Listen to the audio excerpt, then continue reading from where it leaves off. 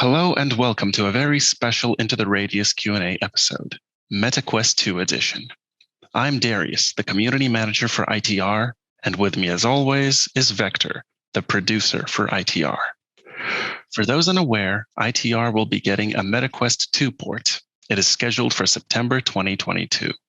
Be sure to click the link in the description if you'd like to sign up for our closed beta test, which is coming this summer.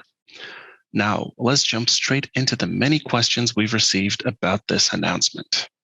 And our first question is, how are you planning to handle more complex features down the road?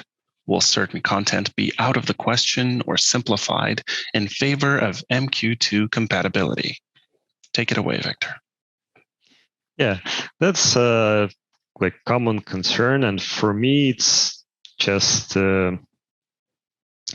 some features are always out of the question because of other concerns like our financial ability, our team skills, and output, and also reasonability. So the Oculus Quest doesn't add much to the picture because the way the complexity of the feature is not always judged by how much performance-wise it impacts the game, but mostly the complexity is how much production goes into actually making the feature, how bug-prone it is, how complex it programming-wise or whatever. So those things are more actually affecting our choice of features rather than performance consideration. Of course, there are some things that like major no-nos like open world, large map, multi-kilometer, but those were out of the questions anyway. Yeah. So a complex multiplayer like feature or whatever. All that stuff, that kind of thing is out of the questions anyway. Okay, I understand. So I hope the players understand as well. And if they have any questions, again, we'll be ready to answer this in written form as well. Next question. We've just got many questions to go through and a very short span of time, so we're rushing through them. Our next question is, will the PC version of ITR have any downgrade because of this announcement? It is a very popular question, a very popular worry. So please, Vector, give us an answer. No, it won't have any downgrades. Actually, the PC version is getting a fresh upgrade in like 2.2 patch. We upgraded almost everything, starting from tutorial to graphics, shadows, assets, multi-missions, shooting range. And we are continue to update the game like in 2-3 months cadence, like we tried before. Like we took our time with 2.2, not actually because of the Quest announcement, but because it's just lots of features clumped together. So we are taking our time to iron out the bugs. So yeah, I wouldn't worry too much because there's actually no need for us to downgrade it, because lots of previous, other games that people point to as downgrade example, those games were multiplayer and they have crossplay or whatever. So they kind of, to provide the similar experience, they need to get to one level. Yeah, we need both versions to be the same. Yeah, we're a single player game. There is nothing competitive in it. So we are not bound by anything. So there is no actual reason for us to downgrade the PC version. Yeah, so it's just a standalone port, a standalone version of the game. Next question. Will there be any cross-buy between the stores? So whether it be Steam and Oculus, so on, Rift. The Oculus Rift store cross-buy is not yet decided. But Steam cross-buy is not possible. We don't have any info about who bought the game. Like, we don't have your credential to actually give you anything. So it's technically not possible. And I wouldn't much count on the cross-buy yeah, it's not yet decided, but yeah. Yeah, it's not decided, but the odds of it are not very high, most likely. Yeah. Next, will there be any cross saving between the versions? Nope. Not a chance. No. We don't plan any cross save. Yeah, since both of these versions again will have differences. Is just I don't even know how it would be feasible technically to have cross saves from one to the other. It can be technically feasible, but it's kind of too much work additional that is I don't think is needed, because the version will be updated at different pace. So and they have actual some gameplay changes, some map changes, and there will be like it's a huge technical difficulty for a very slight gain. Yeah, it's not worth it, just most likely. Next question: how much will the MQ2 version cost? It's not yet decided to announce. Yeah, it's too early to say. Basically, we could just say too soon. Next, how much storage capacity will the MQ2 version require? It's not large. Like I'd expect it under like 8 gigabytes. Okay, somewhere like 6, 8, somewhere in that range. 8, something along those. Okay. Will there be any localization on release? And also, what languages are you thinking of adding at the start? So when we do have localization, what would be the first languages to show up potentially? There won't be any localization on the start of the game. Like the game will continue to be English only, but after the release, we are thinking about doing the localization, but we are not ready to announce any like particular languages. Okay, so people can finally stop asking me this question because it pops up pretty often. It's too soon to say. Next question is, will the MQ2 version use application space warp? I personally actually don't know what this is, but I'm sure you do. So please say. Currently, we don't use it, but maybe we will. There are like lots of technical difficulty to actually make use of it. So it's a kind of an early stage in the technology.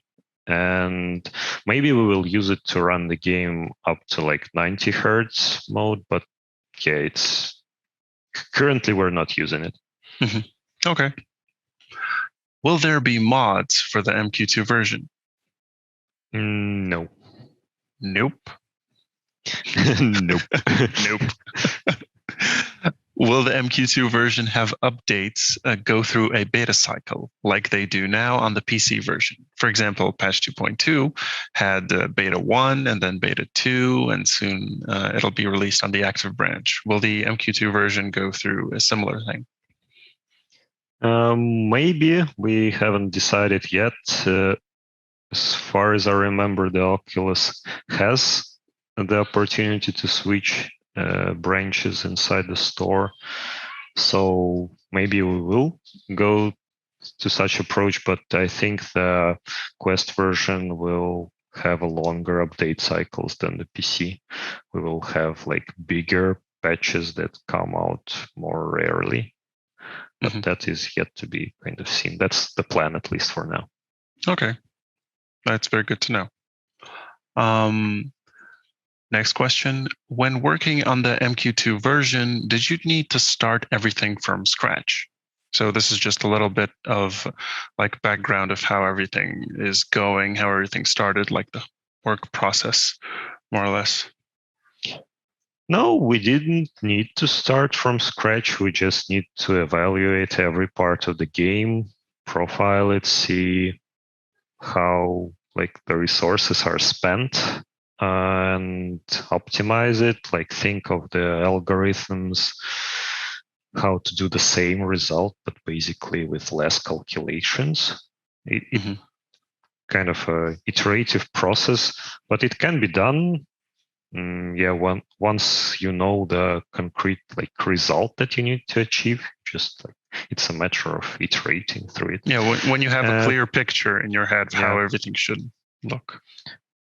We are kind of because, for example, Green Hell, they are telling that they had to redo the game from scratch, but because their Quest version is very much different from their PC version, they're kind of have this kind of distilled experience. So it's a big change gameplay wise. We don't have much change gameplay wise. So we didn't need to actually redo the game from scratch. The art, the art does take quite a redoing. Yeah. And our final question for today is, will the closed beta, and that's coming this summer, by the way, have a limited number of participants? And if so, then how many? There sure will be a limit, but we're not ready to announce how large the limit is. What's the exact number? But yes, for those who were curious, will there be a limit? The answer is yes, there will.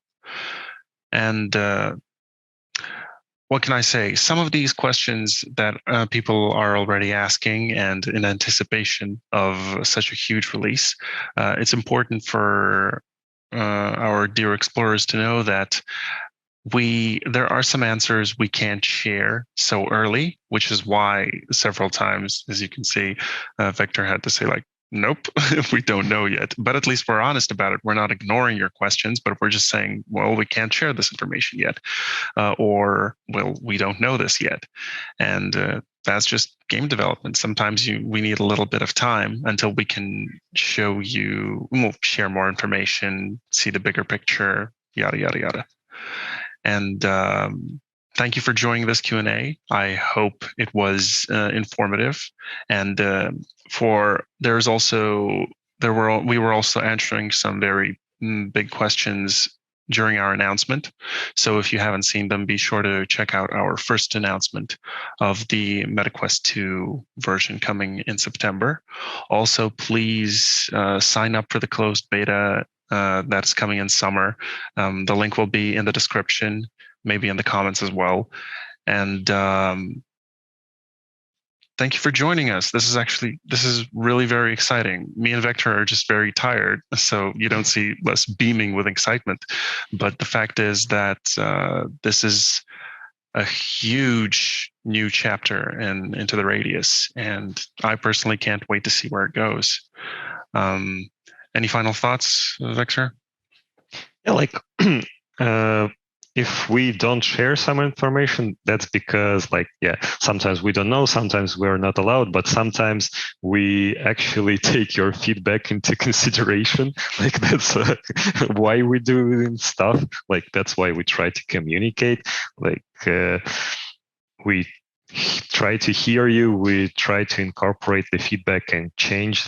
You can see the history of our company, of how Into the Radius evolved. We actually try to listen as much as we can, and that's kind of my 2 cents. Yeah, we try to be transparent, and hopefully you'll stick around with us during this journey, and we hope that our future updates, they speak for themselves. So if you have these worries about the downgrades, or maybe you don't trust what we're saying right now, well, let's wait until September, October, November, so on, and see how things go. So thank you, everybody. We will see you in our next Q&A video coming, I don't know when, maybe June, maybe July, we'll see. But bye, everybody. Bye.